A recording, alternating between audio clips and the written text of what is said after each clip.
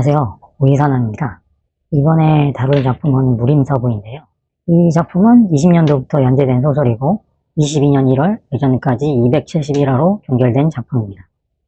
이 작품을 본 건 올해 초인데 추천을 받아서 봤어요. 근데 제 제목이 무림서부니까 한번 그래도 보기 전에 길게 봐야 되니까 전체 댓글을 한번 살펴봤는데 전체 댓글의 베스트 댓글이 무림서부는 정통무협이다. 이렇더라고요. 무협소설을 보는데 정통소설이라는 게 베스트 댓글이라는 게 이상해서 원래 생각하기로는 이름만 서부이고 중원의 전형적인 무협 장르를 채용해서 시작된 건가 이렇게 생각을 했는데 시작부터 배경이 아메리카노. 그래서 책으로 보면서도 책을 얼마나 잘 묘사했냐면 머릿속에 황토빛이 가득한 서부가 느껴지더라고요. 끝까지 본 결과 이 작품은 무협, 판타지, 서부물이 합쳐진 정통무협입니다. 이상하죠? 머릿속으로 미국을 배경으로 펼쳐지는 무협은 어떨까 상상하면서 보면 훨씬 더 신선한 무협소설을 느낄 수 있습니다. 작가는 컵라면 작가님이신데요. 필명이 이상하죠? 마치 필명만 보면 패스트푸드를 되게 좋아하실 것 같은데 작품은 상당히 진국입니다. 주요 내용을 한번 살펴보면 주인공 장건은 무협지 매니아로 현대를 살아가다 사망한 후 전생 기억을 가지고 환생을 하는데 그 환생한 곳이 무공이 통하는 무협세계라 이거죠. 이 부분이 트러블이 나서 결국은 중원에 있지를 못하고 신대륙으로 오게 되는데 처음서부터 끝까지 봐도 이와 관련돼서 자세한 내용은 다루지 않습니다. 어쨌든 건너와서 현상금 사냥꾼으로 살아가게 되는데요. 이 시대는 무공이 현존하는 시대인데 이 무공을 바탕으로 역사적으로는 500년 정도 유지되어야 할 한나라가 1000년 이상을 지속하고 있습니다. 통치 수단으로 강력한 무공을 황실이 독점하고 중원 고대 무공들은 일부를 제외하고는 유명무실해진 것으로 추측됩니다. 황실 무공은 일수의 강력한 힘을 발휘하는 살상지향형 무공을 강조하기 때문에 기타 다른 민간 무공들은 가능성이 거세된 채로 명맥만 유지하다 보니까 아예 이를 피해서 신대륙으로 넘어와서 가문을 이어가고 있는 집안도 있습니다. 작중에서는 제가가 보통 여기에 해당되죠. 황실이 직할하기에는 중원만 해도 엄청나고 철권 통치를 주변국에도 하다 보니 굉장히 끊이지를 않는 것으로 보입니다. 그러다 보니 여력이 안 되는 황실 대신 신대륙은 무림맹이 사실상 위탁 통치를 하는 형태이고 무림맹이라는 곳의 특성이 황실 같지는 않으니까 신대륙 개척으로 인한 자율성도 중원과는 비교할 수 없을 정도로 크게 나타납니다. 기회의 땅인 거죠. 신대륙은 크게 두 거대 세력이 있습니다. 하나는 중원에서 넘어온 무림맹을 대표로 하는 이주민, 또 한 축은 아메리카 원주민으로 나눠지죠. 여기서 이제 미국 개척사가 떠오르는데요. 기병대, 아파치, 원주민 학살 뭐 이런 것들이죠. 그런데 작품 설정상은 원주민과 이주민의 무력 차이가 우리가 알고 있는 역사 속 미국 대 원주민만큼 차이가 나지는 않습니다.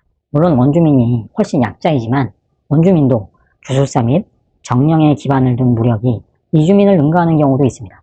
작품 후반에 등장하는 단칼의 경우는 물론 주술은 아닙니다. 화산파 무공으로 추정되는 무공을 배워서 이 힘을 바탕으로 동부 무림맹을 구성할 정도이니 원주민의 무력을 무시하기는 힘듭니다. 빌런은 이주민에서 갈라져 나온 세력인데요. 한나라 시조 유방과 끝까지 쟁투를 벌였던 조태왕 항구를 부활하여 한나라를 정복하려는 군이라는 세력입니다. 마공을 주로 사용하죠. 이런 세계에서 장건은 성장형 고수입니다. 어린 시절에 무공선생을 통해서 사사받은 내용이 약간 나오는데 실제로 장건의 주된 무력의 기반은 상상력과 복원력입니다. 전생에 무협소설에서 읽었던 태극권, 항룡장, 백보신권, 천국무예검, 경공, 산매진화 등을 상상력으로 복원하여 주력 무공으로 사용합니다. 초반은 사건 위주로 계속 단락지어서 얘기가 되다 보니 작품 세계 전체의 구도가 안 보이는데 이제 뒤로 가면 갈수록 앞에 등장했던 에피소드상의 인물들과 합이 맞아 들어가면서 작품 구성이 고구마스럽지 않게 시원시원하게 전개되고 인물 간의 궁합도 좋아집니다. 약간 먼치킨적인 면이 있지만 그렇다고 데우스 엑스 마키나와 같은 기능을 하지는 않습니다. 개연성을 가지고 협의로운 주인공이 역량을 올리고 빌런들과 쟁투를 벌이죠. 웨스턴 판타지 무협이 뭉쳐서 정통 무협이 나오는 작가님의 글솜씨가 대단합니다. 주인공 장건은 전생을 기억하는 환생자이고 무공이 존재하는 세계에서 환생 전 무협소설 속에 상상의 무공을 복원하며 첩을 실천하는 인물입니다. 주요 조연들을 조금 더 소개해 보겠습니다. 양갱은 처음 에피소드부터 등장해서 마지막까지 나올 정도로 비중이 있는 조연인데요. 처음에는 스파이, 사기꾼, 모사꾼, 아청꾼 뭐 이런 이미지로 잔잔바리로 계속 나오지만 나중에는 산매진화를 전수받는 등 주인공 장군과 깊은 사이가 됩니다. 무림맹 순찰대인 적세인은 청백리와 같은 성격인데요. 장건과 합을 맞춰서 각종 사건들을 해결하고 부에 맞서 싸우는 강단 있는 인물입니다. 후에 무림맹주가 되죠. 작품상 히로인인 비랑이 있는데요. 이 사람은 아메리카 원주민이고 대주술사의 후계자입니다.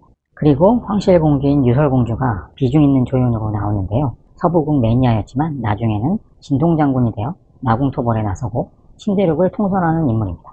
빌런 단체인 궁의 주요 인물들을 좀 살펴보면 남궁천이 먼저 나오는데요. 처음에는 장건과 갈등 상황이 있지만 나중에는 장건의 의지에 교화되어 제왕검역, 창국무예검 등을 장건의 도움으로 완성하는 사람입니다. 빌런 단체인 궁에서 스파이로 활약하면서 주인공을 번번이 괴롭히는 모용산산이 등장하고 이 궁의 목적이라고 할 수 있는 최종 목표, 최종 보스인 항우가 등장합니다. 신대륙에 뿌리내린 주요 세가인 제가가 나오는데 초기 에피소드부터 계속 나오는 인물이 있습니다. 재윤성이라고 등장하는데요. 단계 제가 무인이고 처세술에 능하고 예리한 식견이 있어서 처음부터 장건을 알아봅니다. 그 다음엔 제가주 재상천이 아니고 재상천의 부인인 섬지영이 있는데 단풍이 가주에 비해서 매우 우수한 능력을 갖춘 후일 제가의 막호 실권자가 됩니다. 북미를 배경으로 하고 있고 환생자가 등장하면서 독특한 구조이긴 한데 완전 몰입할 정도는 처음엔 아닙니다. 하지만 회를 거듭해 나갈수록 주요 빌런이 등장하고 장건과 갈등 상황이 계속 이루어지면서 인물 군상 간의 합이 되게 좋아집니다. 이 작품은 이렇게 판타지와 무협이 합쳐진 작품이지만 정통무협이라고 계속 불립니다. 이유는 협이라고 하는 생각을 기본 모티브로 계속 깔고 있는데요.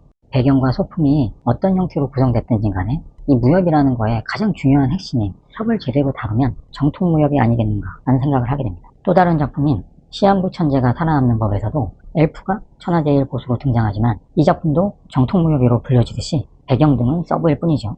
묵직하고 쿨하며 말장난하지 않는 성장형 대종사 주인공과 개연성을 지닌 스케일이 매우 큰 배경 설정은 신선도와 수미상관의 일관성을 지닌 정통 무협 수작이라고 생각합니다.